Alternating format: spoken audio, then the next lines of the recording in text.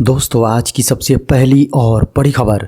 झारखंड में शुरू हुई आपके द्वार आयुष्मान। झारखंड में सरकार आपके द्वार के बाद अब आपके द्वार आयुष्मान अभियान की शुरुआत की गई है। हेमंत सोरेन सरकार ने हर गरीब परिवार को चिकित्सा सेवा से जोड़ने के लिए इस अभियान की शुरुआत की है।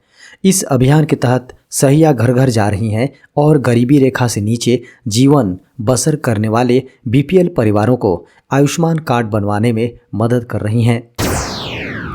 27 फरवरी से 24 मार्च तक झारखंड विधानसभा का बजट सत्र। झारखंड विधानसभा का बजट सत्र 27 फरवरी से 24 मार्च तक होगा। इस बार सत्र में 27 कार्य दिवस होंगे। झारखंड विधानसभा ने बजट सत्र के कार्यक्रमों की सूचना जारी कर दी है। 27 मार्च को सदन में राज्यपाल का अभिभाषण होगा। 1 मार्च को वित्तीय वर्ष 2022-23 का द्वितीय अनुपूरक बजट सदन में रखा जाएगा। झामुमो सुप्रीमो शिबू सोरेन की तबीयत में सुधार। झारखंड के पूर्व मुख्यमंत्री और वर्तमान सांसद शिबू सोरेन की तबीयत फिलहाल सामान्य है। खबरों को माने तो गुरुवार रात में डॉक्टरों की देखरेख के बाद उनकी स्थिति सामान्य है। शुक्रवार को वे काफ़ी खुश नजर आ रहे हैं। हालात सामान्य रहा तो 1-2 दिन में उन्हें डिस्चार्ज कर दिया जाएगा। बता दें कि गुरुवार को दोपहर लगभग 3 बजे पूर्व मुख्यमंत्री और झामुमो सुप्रीमो शिबू सोरेन की अचानक तबीयत बिगड़ गई थी। टाटानगर से हावड़ा के बीच जल्द दौड़ेगी वंदे भारत एक्सप्रेस। लौह नगरी जमशेदपुर के लोगों को जल्द ही semi high speed train Vande Bharat express की बड़ी सौगात मिल सकती है। हावड़ा और टाटा के बीच चलने वाली प्रस्तावित वंदे भारत एक्सप्रेस के लिए रेल मंत्री ने हरी झंडी दे दी है। बता दें कि सांसद संसदीय क्षेत्र की रेल समस्या को लेकर केंद्रीय रेल मंत्री अश्विनी वैष्णव से मिलने गए थे। एनएचएम कर्मियों की अनिश्चितकालीन हड़ताल जारी। सेवा नियमितीकरण की मांग को लेकर झारखंड में अनुबंधित एनएचएम नर्सों के साथ साथ पारा मेडिकल कर्मी भी 16 जनवरी से हड़ताल पर हैं। वहीं राजभवन के समीप 24 जनवरी से 21 आंदोलनकारी आमरण अनशन पर भी बैठे हुए हैं। सेवा नियमितीकरण की एक सूत्री मांग को लेकर राष्ट्रीय स्वास्थ्य मिशन की अनुबंधित नर्सें और पारा मेडिकल कर्मियों की हड़ताल 16 जनवरी से जारी है। अब आम लोगों के लिए बंद हुआ राजभवन गार्डन। राजभवन गार्डन शुक्रवार की शाम से आम लोगों के लिए बंद कर दिया गया है। शुक्रवार को कुल 78,818 लोगों ने राजभवन गार्डन का दीदार किया। वहीं पिछले 14 दिनों में कुल 4,24,037 लोगों ने राजभवन गार्डन का मजा लिया। राजभवन द्वारा पहले 31 जनवरी से 7 फरवरी तक आम लोगों के लिए राजभवन गार्डन को खोला गया था।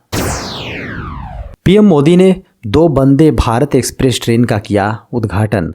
प्रधानमंत्री नरेंद्र मोदी ने शुक्रवार को मुंबई में 2 वंदे भारत ट्रेनों को हरी झंडी दिखाकर रवाना किया। प्रधानमंत्री नरेंद्र मोदी ने मुंबई सोलापुर वंदे भारत एक्सप्रेस को हरी झंडी दिखाई।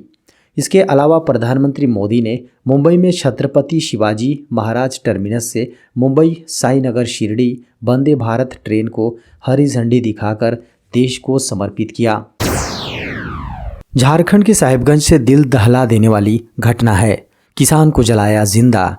झारखंड के साहिबगंज शहर से दिल दहलाने वाली घटना सामने आई है। यहाँ एक बुजुर्ग के दबंग रिश्तेदारों ने इतनी खौफनाक वारदात को अंजाम दिया है कि जब से इसके बारे में लोगों को पता चला है वह खौफ के साए में जी रहे हैं। ज़मीन के मामूली से टुकड़े के लिए इतनी दर्दनाक मौत देने का तरीका देख उनकी रूह तक कांप गई।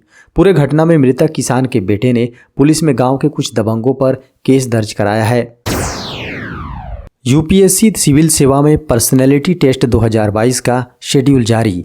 संघ लोक सेवा आयोग यानी यूपीएससी ने यूपीएसएक्स सिविल सेवा परीक्षा 2022 पर्सनैलिटी टेस्ट का शेड्यूल जारी कर दिया है। उम्मीदवार जो पर्सनैलिटी टेस्ट के लिए उपस्थित होंगे वे यूपीएससी की आधिकारिक साइट upsc.gov.in पर शेड्यूल देख सकते हैं। आधिकारिक सूचना के अनुसार पर्सनालिटी टेस्ट 13 मार्च से 21 अप्रैल 2023 तक अन्य 918 उम्मीदवारों का शेड्यूल उनके रोल नंबर, साक्षात्कार की तिथि और सत्र का संकेत आयोग द्वारा जारी किया गया है। यूपीएससी सिविल सेवा इंटरव्यू 2 सेशन में आयोजित किया जाएगा। जिनका इंटरव्यू सुबह वाले सेशन में होगा उन्हें 9 बजे रिपोर्ट करना होगा। जिनका इंटरव्यू दोपहर के सेशन में होगा उन्हें दोपहर 1 बजे रिपोर्ट करना होगा। देश में पिछले 24 घंटे में 7 राज्यों में कोरोना के नए मामले। देश में पिछले 24 घंटे में 6 राज्यों और एक केंद्र शासित प्रदेश में कोरोना संक्रमण के नए मामले सामने आए हैं और शेष राज्यों केंद्र शासित प्रदेशों में इनकी संख्या में कमी आई है। केंद्रीय स्वास्थ्य एवं परिवार कल्याण मंत्रालय ने शुक्रवार को बताया कि सुबह 7 बजे तक 220.62 करोड़ से अधिक की खुराक दी जा चुकी हैं। मंत्रालय ने बताया कि देश में कोरोना के एक्टिव मामले बढ़कर 1797 हो गए हैं और इसी अवधि में 96 लोग कोरोना संक्रमण से रिकवर हो चुके हैं, जिससे कोविड से निजात पाने वालों की कुल संख्या बढ़कर 4,41,51,315 हो गई है। रिकवर होने वालों की दर 98.80% पर पहुंच गई है। मंत्रालय ने बताया कि देश में पिछले 24 घंटे के दौरान कोरोना वायरस संक्रमण से 2 मरीज की मौत हुई है, जिससे मृतकों की संख्या 5,30,750 हो गई है और मृत्यु दर 1.19% पर बनी हुई है। केरल में 11 सक्रिय मामले बढ़ने से इनकी कुल संख्या बढ़कर 1,224 हो गई है, जबकि इससे निजात पाने वालों की कुल संख्या बढ़कर 67,57,212 पर पहुंच गई हैं। स्वास्थ्य मंत्री ने कहा, पोस्टपोन नहीं होगी नीट पीजी 2023 परीक्षा। नीट पीजी 2023 की परीक्षा पोस्टपोन नहीं होगी। यह बयान केंद्रीय स्वास्थ्य मंत्री मनसुख मंडाविया ने 10 फरवरी 2023 को लोकसभा में दिया है। मीडिया रिपोर्टों के अनुसार स्वास्थ्य मंत्री ने कहा है कि शैक्षणिक कैलेंडर में और देरी से बचने के लिए परीक्षा स्थगित नहीं की जाएगी। बता दें कि इंडियन मेडिकल एसोसिएशन और federation of all India medical association और नीट पीजी अभ्यर्थी जैसे डॉक्टर संघों ने नीट पीजी 2023 परीक्षा में कम से कम 2 से 3 महीने की देरी की मांग की है। वे रिजल्ट घोषणा और काउंसलिंग प्रक्रिया के बीच के अंतर को कम करने के लिए परीक्षा को पोस्टपोन करने की मांग कर रहे हैं।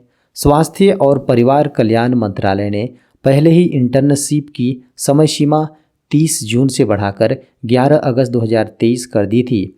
इसे देखते हुए मंडाविया ने कहा है कि परीक्षा का पुनर्निर्धारण नहीं किया जाएगा।